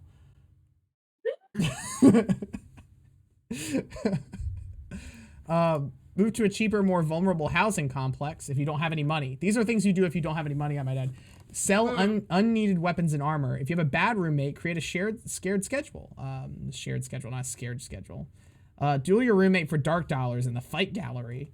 Arrange for quiet time hours on weekday evenings. And if you have a constant sense of dread, you should think about the Black Star machinery you work with every day. Is there any item, however small or insignificant, that could be slightly out of place? Is there a chance you've made a careless oversight that may lead to an inextricable catastrophe, or may lead inextricably to catastrophe?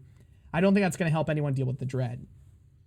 And then here's a typical chateau, in case you're curious what they look like. While strolling through through the outer Providence, Voltaire happened upon a struggling machinist. Sir, implored the machinist, how am I to concentrate on my labors when my chateau is under constant assault by the banditry? Which, I don't know. I mean, Robert, is your chateau under constant assault by the banditry? My chateau isn't under constant assault from the banditry, but when you move to a cheaper and more vulnerable housing complex, which happens often in Milwaukee, if you're a poorer person, then you will be under assault from the banditry. That being the landlord and the towing companies and other Yes. parts of the parasite economy that Mhm. exist here and subsist off of poor people. Good point.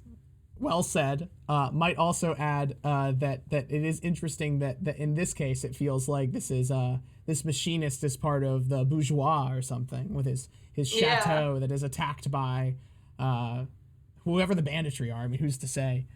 But if only we could be entities of Voltaire's power class. Oh, Voltaire left promptly without responding, so you get nothing out of Voltaire. If only we could all be entities of Voltaire's power class, unburdened and capable of rapid conveyance. Most of us are more like the chateau, under assault, largely stationary, and in danger of lasting structural damage. I mean, ain't that the human condition? Yeah, I feel also like a chateau. And then we get here's Cool Dog on the back cover. Yes! And then we get a couple more here, which is, if you need to leave, even hardy settlers from the dormant era sometimes had to change their plans. Maybe their homestead simply ran out of nutritious grubs, or their wagons were unable to ford a treacherous river. And I don't know what that's all about up there. Try as we might, the Milwaukee Tourism Commission can't offer everything to everyone. That's why if you ever gotta go, we'll gladly shake your hand, give you a slap on the back, and wish you a full-throated happy trails, partner. Provided that you take the following steps. Fill out in quintuplet a standard BG90 Happy Trails partner voluntary citizenry studentry evacuation couplet. Jettison all affiliated personnel in the event of a BG90 couplet failure. Please return rented leased rebreather apparatus, including and not limited to the Mark II Black Star personal rebreather, the MX Big Kid juvenile rebreather, and the Lil Missy Black Star rebreather for her. For petites and plus sizes, please contact Black Star directly. Again, it's a rebreather. What the fuck? All citizens, visitors, tradeswomen, and otherwise uncategorized humanry who fail to complete the compulsory emigration steps will lose immediately and in perpetuity, and only be restored by mayoral pardon the ability to apply for the 15% Tequila Tuesday discount at participating Fabrizio's restaurant. So if you fail to properly immigrate, you don't get 15% off at Fabrizio's or Tequila Tuesdays. I will say it is very Wisconsin to be like, yeah, you'll get to drink a little more. A little less. You lose your discount. Yes. If you do get to leave, you can come back and drink a little more. The most serious form of punishment. Yeah. Yeah. A parting thought. This may seem like the end of the story, Settler, but your trail has only begun. There's a lot of information in these dusty pages. Like Voltaire says, knowledge is power, so watch your back. Which I don't... It's fair to point out at this point that Voltaire is not Voltaire as we know him, but a character called Voltaire, who is a godlike figure, much like Cool Dog. However you interpret... and then, of course... If there's anything in this tome you find confusing or unclear, we urge you to reread it several times, perhaps from a different perspective, or maybe after a good night's rest, which honestly should be the sign-off for every seminar I have ever participated in. That was basically, no offense to Thomas, but that was basically Thomas's statement on Marx. If you don't get it, keep moving, was what he said. Well, he didn't say if you don't get it. He said just keep moving. Just keep moving. Just keep moving. However you interpret its contents, we hope our booklet will serve as your stalwart companion and, if necessary, solid fuel as you make your way to Milwaukee. Excelsior. Mike's We Need to Talk. Okay, hold off, Michael. Please do not release. As we know, Michael did not hold off. So yeah. So the striking thing for the players was this feels like an MMO.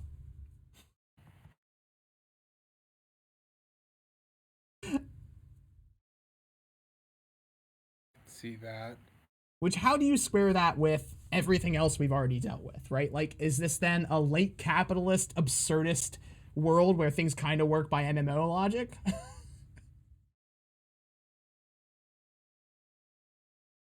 And cap Outer Worlds MMO, says Hard Sell. I see many a confused face across my co-host here. Maybe I've just never really played a MMO. Maybe that's it. That's where I'm confused because I don't see it. But Power levels. So there's a leveling system. There's an equipment system. There's this implication that you need to travel in groups in order to survive, and there's latent dangers just hanging out in the overworld waiting to murk you. Right. It kind of reads like World of Warcraft or Fallout, but in Milwaukee. Fallout New Milwaukee.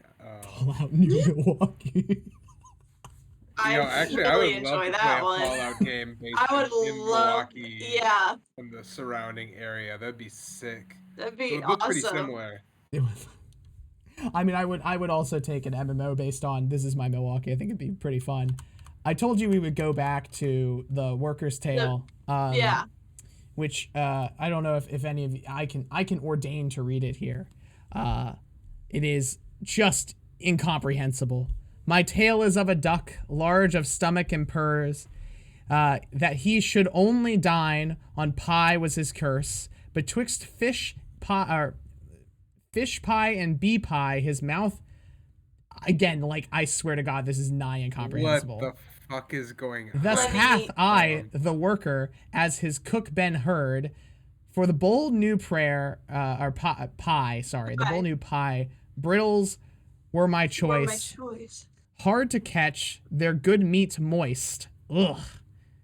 Yee. That's the cursed spelling of moist. It really is. My work constant, to cook my only wish. After a month, I guess, I don't know what the fuck that word is. Delured. The dish. Delivered, maybe. Yeah, maybe delivered the dish. The duck's face grew bright as the sky. He turneth to enjoy the sight of the pie, shouting a cry, wild and with gluttony. He put the whole pie inside his belly. From the foul prison, the brittles twitter and tweet. Now in his stomach, they were what Chuck did eat. I think it's not Duck, but Duke. It might. Oh, you're right. It is Duke. You're right. It's definitely Duke. Oh, yeah. Damn. It's hard to. It's. Any guess what we have to do with this? Because I swear this is actually a thing you actually have to solve. Really? Yeah, but you only need the last. You only need a few things from it. I'll put it that way. It reminds me of, Old King Cole? No. King Cole. Who was the one who ate the birds? No, I think you might That's be the Old right. King Cole. Yeah, it's the Old King Cole. Is it Old King Cole?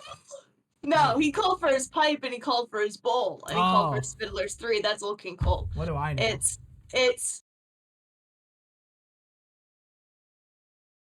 420 blackbirds baked in a pie. I don't remember the rest of the nursery rhyme. Fair enough. But you know, do you see where we need to go from here by chance? From this incredible statement of an art piece?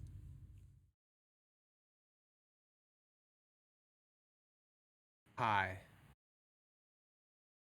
Well, Twitter would be perhaps the correct answer. Oh, and wouldn't you know it, they found a Twitter account called Chuck Did Eat, which it starts out in its posting, if we go all the way back to its very, very origins, with December 1st, 2008, just ate some brids. I'm enjoying a fine stew. Just got back from a stroll with friends, saw Russo stumbling around the streets, offered him a ham sandwich, and he started crying. Mm-hmm. Anyway, you get the idea. This is a fair reaction. Do you recall the person that from the video who was eating the hamburger? Oh, That is Chuck. That is Chuck That did is eat? that is Chuck. Now the actor did not make the tweets. They had him do the acting. Yeah. The players did find him and they asked him and he said, "You are correct, sir. I am Chuck Jagoda. That is actually my real name. I am Chuck Jagoda, who plays Chuck Jagoda. However, I don't know anything about this. They didn't tell me anything." And so here we are again with Cyanodyne hiring actors and not telling them anything and then throwing them into the wolves. This isn't such a big deal. We don't really need to go through all of Chuck's Twitter, but we do need to note out a couple more things, right? So we know that on December 10th, a fax was received from one of the people at the Milwaukee Tourism Commission that included this image, which is part of a puzzle that, like I said, we are not going to be solving for this. But it is important for a map that becomes very important for the end of what we will call the first act of the game. And then we get, and this is another piece of weird ephemera, but I think it's very fun to read, the Milwaukee Tourism Commission's very real call for jobs. Black Star open positions. Sorry, Black Star's call for jobs. Black Star open positions. Milwaukee Borough Power Spring Act 1011. Black Star Power has been America's active leading energy supplier since Act 5. Our centrally located Milwaukee Borough provides crucial services to the greater Milwaukee Grand Rapids region. These listings are for Act 10, December 11th. Office Manager. Always wanted to work for Black Star Milwaukee Borough Power North team? Now is your chance for a rewarding career in Power North. While Uptown may not get all the attention, our office has a hardworking crew that keeps the fires burning. Heavy phone work, polite manner, stern voice essential, shovel provided. How kind of them. Junior reseater. If you have a quick reflexes and a passion for reseating and the minimum 500 supervised reseat apprentice hours, we want to hear from you immediately. Junior reseaters work in a fast-paced environment where anything can happen and does. Your responsibilities will shift a minute as you dash from crisis to crisis, struggling to maintain a semblance of order in an increasingly chaotic bureau. Do you risk it all to save the core or cut your losses and never look back? Perhaps the fifth ace up your sleeve causes the tours to play for keeps. That is entirely how all library job listings sound. Yeah, actually. They all put responsibilities as needed at the end. That's incredible. To cover, every once in a while when you need to save somebody's actual life. It's crazy. That's right. And you also need 500 apprentice hours, right? Yeah, 100. like for a junior position. For a junior position, 100%. That's how it works with archives, at least. Incredible. Junior reseater, you belong underground, or these belong underground. Sorry, which I mean, so do I. Where are yours? After undergoing our 3-week on-site training program, the JRS will begin field work as a member of the RS squad. We will supply housing and a weekly spa stipend. Wow. In addition to a uniform and an FT case. Ladies only, please.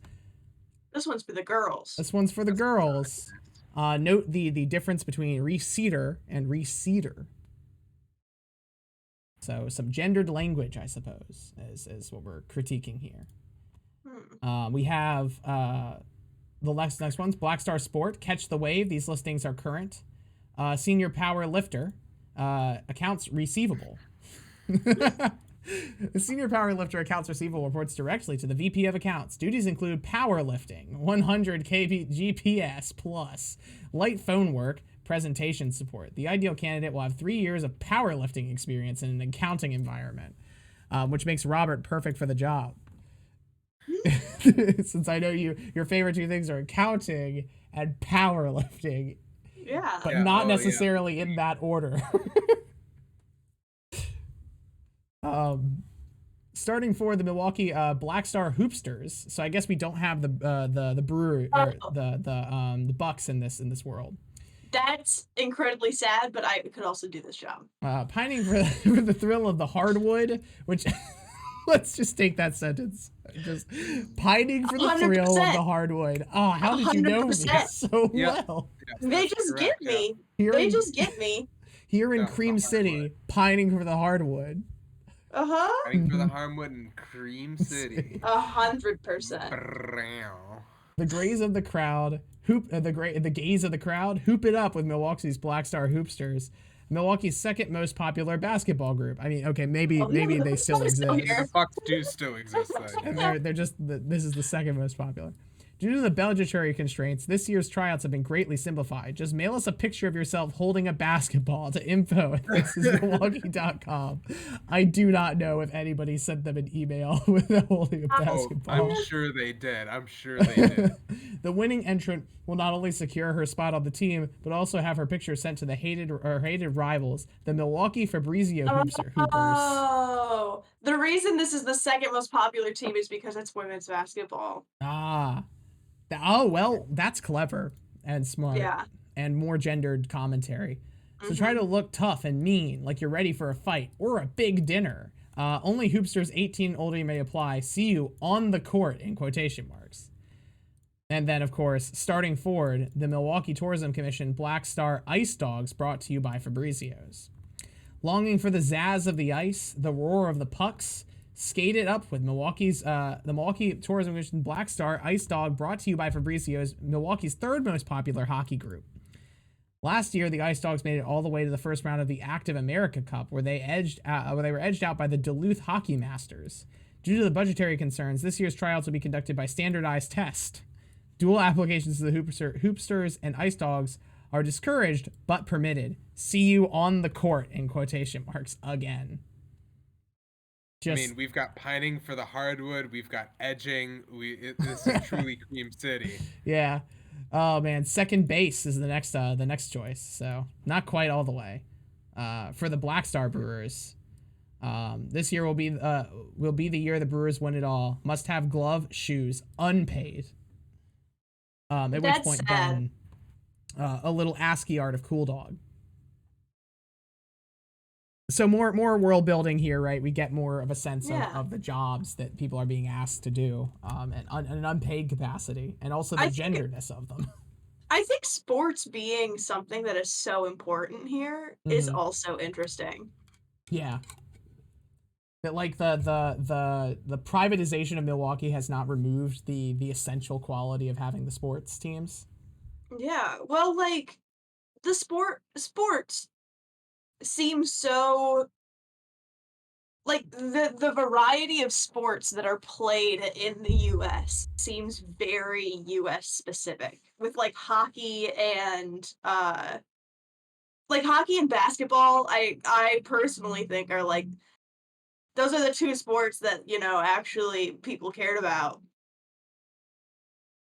And at least in my house, care about football, I think.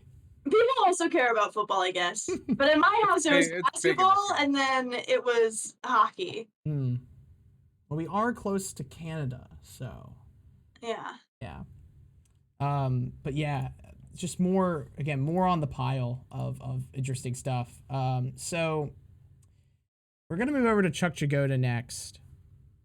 And now I will say at this point we are kind of entering the decline of This Is My Milwaukee. We are now entering, we're getting to the peak, and then after that it's just going to absolutely disappear completely. Which means I want to ask you, do you mind if we go a little long just to wrap all of this up? Or are you guys timed out? I do have to go at 9 exactly. Darn. Okay. Well then we'll have to. Y'all can keep going. If you want to finish it out, but I have my next commitment starting very shortly after 9. Yeah, I'd be fine to just kind of leave it here. Actually, then why don't we just stop here for the night? We did it's remarkable how much we got through. And I'll tell you a little bit about what else is there. And if you want to, we could come back next week and just wrap the back end of this very briefly. Yeah. Which I guess defeats the point of a one shot, but we did get through a surprising amount of content. This would take we tried our best. A lot of episodes if we were not trying to blaze through it. Trust me.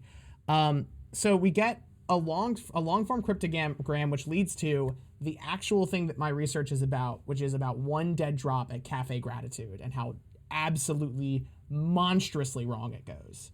But they left there's so much going on with that geocache. It's like everything that could have gone wrong did go wrong.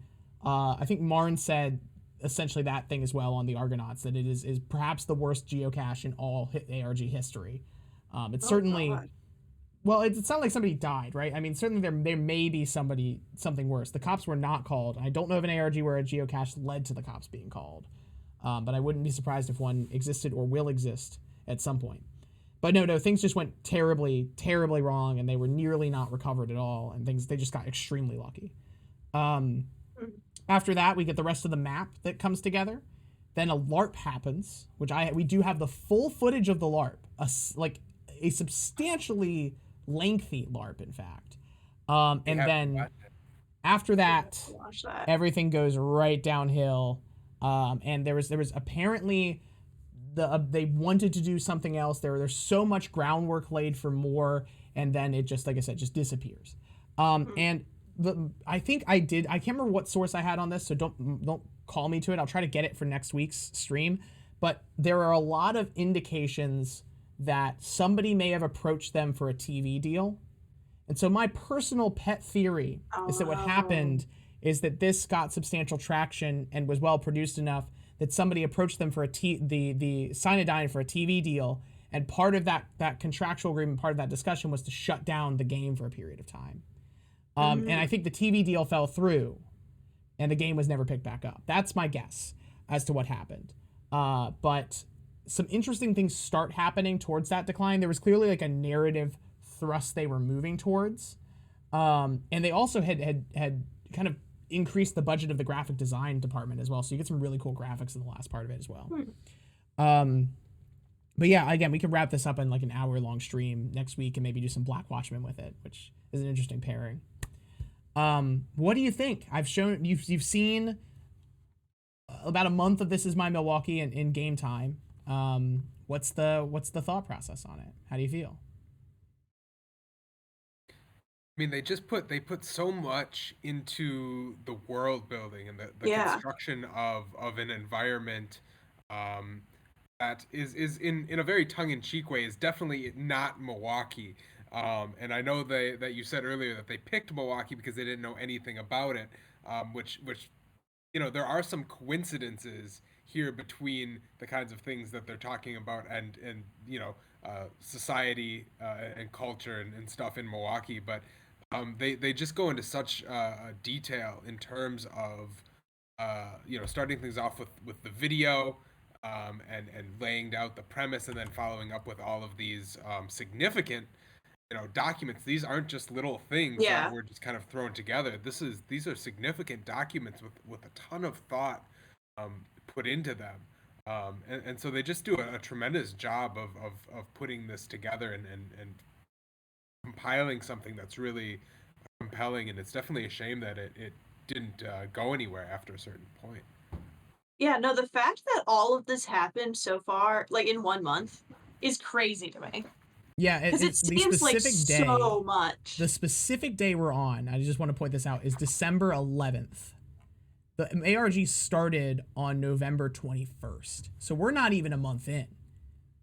And I haven't brought you any of the phone calls, emails, text messages that can form most of the world building. So I mean, I hate to interrupt, but I just want to give you that situation so you can keep going with what you were going with. No, it seems like a crazy amount of work that they did before leading up to this. Because I mean, like, the amount of documents and the amount of prep work, and I mean, it makes more sense since they have a bit more, like, the quality of their production is like clearly there with the video. Mm-hmm. The fact that they have money to hire actors. Yeah, absolutely. The money to hire actors. That's like a pretty big thing. Yeah. But yeah, no, it seems like I can understand why it kind of fell off, partially just because like the amount of work that had to go into it seems like they were doing a lot of prep, and then once it caught up to them, like I could read it at like that way without knowing the like specific reason to. But yeah. There's a cohesiveness of message to it too, right? You get their aesthetics are very pointed. They're well curated, and there are about 3 of them, right? You have this absurdist strain, you have a sort of nostalgic camp, and then you have the underlying kind of horror, right? And so you get all these things that blend well together around the conceit of this game-like environment and the post-apocalyptic anarcho-capitalist landscape where Black Star has taken over, right? This late capitalist society. Yeah. And it's like it is so clearly working towards a cultural critique, you know? It's got a very clear message in mind. And I think that is in part also why it is so disappointing that it doesn't go anywhere, because, you know, and I love ARGs and I read a lot of meaning into them as a critic, but I will admit it is rare to find something with this cohesive a message, you know? Yeah. Especially in 2008. Yeah. I was only this many. I didn't play this at the time. I was made aware of it by the Nightmind video actually on Cyanodyne. And it was something that I went, that's weird, and I moved on with my life. And then when I was talking to Stuart about potential ARGs to cover in our graduate seminar, I said this is My Milwaukee as a joke because we were in Milwaukee, and he was like, "Ooh, let's do that." And he became very fixated on it. And I was like, "Well, whatever, we'll do it." And what an incredible time investment it's been for me. It is the perfect. I said this before. It is such a beautifully constructed thing that falls apart in this dumpster fiery, like billowing way, where there's so much angst from the player base. It seems that suddenly everything evaporated and there's no communication. You know. Yeah. And the return of Cyanodyne is then horse ebooks, which is just a weird thing to come back on after like a lot of silence. Yeah. So, you know, it's a weird story, this whole thing. I will also say there's so much dense lore we haven't parsed. Yeah. I mean, we haven't even talked about the one character I look exactly like. Yeah. The quote treasure hunter who is depicted in several locations. There's so much. Fabrizio's being a restaurant empire that seems to own maybe more than Black Star, but it's really unclear. And there's clearly some weird cross-political tension going on between the Energy Corporation and the restauranteering franchise, which are also selling arms somehow. Also, and you know, take this again. Maybe this is obviously a Pan-American concern based on the way our energy sector is developed, but the corporation that takes over is an energy corporation. Yeah. Black Star is an energy corporation? Yeah, Black Star is an energy corporation. Oh, shit. They're the We Energies of this world, or Dominion Power, or something. God damn like it. Yeah. Fucking We Energies. Which, I feel that's like, I don't want to say too much here, but I'll just say that there is something about that feels salient now, in a way that I don't think it would have felt salient in 2008, you know? Yeah. I don't know. Maybe things were notably that bad, but there really is a sense of dread that comes from that, I think. And my MJA says it wasn't a dead drop, but there was a game reviewer who was suspicious and ARG's mailing power was anthrax. I would love to hear that story. That's a time. Jesus Christ. But yeah, so that's a little bit. That's most of This Is My Milwaukee, as it turns out. And I hope you guys enjoyed it. I hope the streaming audience enjoyed it. So what are we doing? What do we? I mean, we'll come back and finish up. Maybe wrap the end of this. Yeah. But what are we doing, Robert? What's your one shot? Yeah. Yeah. Oh yeah. So my one shot is we're going to be reviewing some excellent literature in the form of Backrooms fan fiction. Let's go.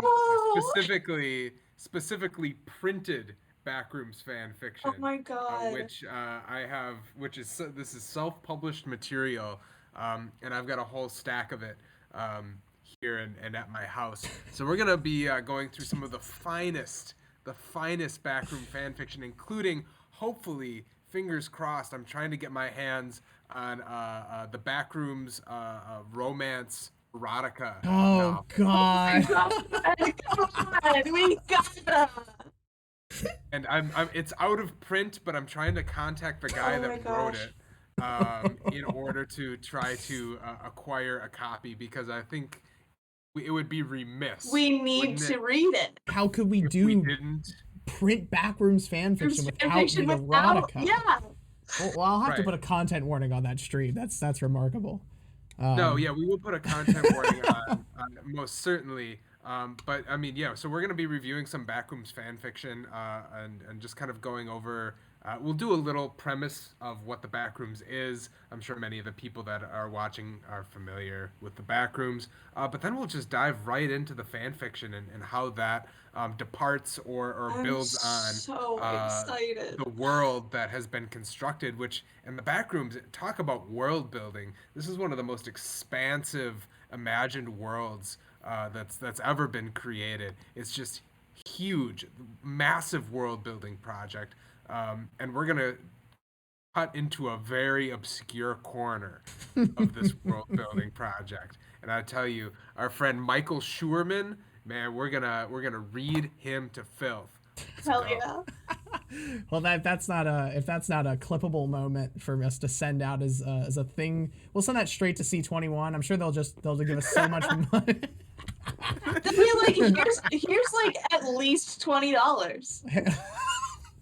Wow, nice callback to the Slender Man $20 meme. Wait, Jesus was Christ. that a meme? Do you not know about that? Oh boy. No. Well, I'm just gonna leave you in suspense then. All right, you can It's Google more like Slender a- Man $20 later. It's more like a here's $20 for a cab. Check yourself in someplace. I'll raise the stakes on the next one shot. All right, how much? I assume this Backrooms fanfiction is not extremely expensive. In fact, since it's self-published print material, so I'll even go so far as to say we'll do a little raffle, and I'll mail, well, not mail, but I'll send a viewer who wins the raffle a piece of their own print Backrooms fanfiction. Yes. Yes, absolutely. Hell, it is not expensive. You know what? We can could buy even on order it, Amazon. mail it to them, and sign it all three, and leave just wonderful messages in there for the winner of that raffle. 100%. In fact, I'll raise the stakes. We'll send them my personal copy of the Backrooms No Way Out, No Way by Out. Michael Schurman as part of the raffle. Raise This is the crazy. stakes. We're getting crazy. We're getting Oh my insane gosh. here. Oh my god. Well, this is you have something to look forward to. Truly a bombastic stream coming down the line. So, look forward to Backrooms fanfiction. Kit has another one that'll be coming up in a sort of long period of time. So we'll be talking about that. We'll be advertising that way down the line. Yes. But come join us for Backrooms fanfiction in about probably a month, and come join us in 2 weeks for an interview. About 2 weeks. We may have to move it around based on when the scheduling happens, for an interview with Under the Surface creator Eve Ghost, who is just wonderful, and I'm so glad they've agreed to do this. So, but that's it. That's another episode of the Ludic Society down. Woohoo! Hopefully, see you next week to wrap this up. Thanks for watching. Thanks for 9 viewers who stuck it out. Thanks for sticking with us. We really appreciate it. We had 11 out. We had 11 out. 11 at one point. Hell Yeah, yeah. 9 and 11. Oh, Jesus, no. Not with the capitalist hellscape metaphor. I can't deal with this. It's too much. Mark Fisher himself is going to burst into my room with the fucking Kool-Aid man. All right. We're gonna let it play us out. We'll see you guys on the next one. Bye.